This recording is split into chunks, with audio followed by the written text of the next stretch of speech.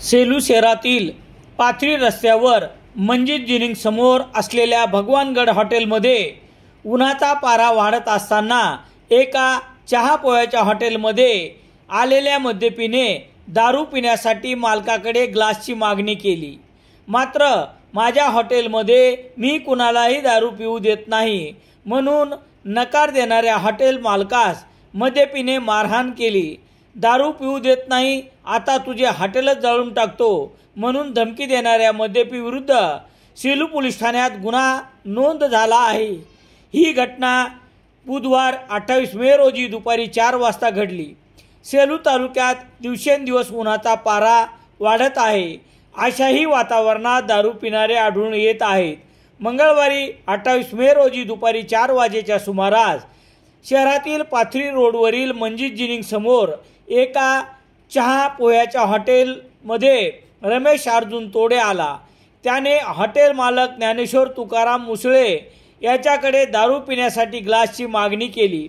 मात्र माझ्या हॉटेलमध्ये दारू पिता येणार नाही, बाहेर जाऊन प्या असे सांगितले। याचा राग आल्याने रमेश तोडे याने हॉटेल मालक ज्ञानेश्वर मुसळे याच्याशी हुज्जत घातली।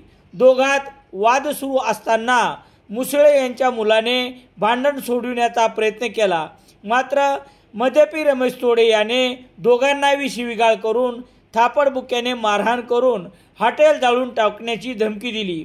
यानंतर ज्ञानेश्वर मुसळे यांनी घडला प्रकार रमेश तोडे यांच्या आईला सांगण्यासाठी घरी गेले असता आरोपीने डोक्यात दगड मारून जखमी केले।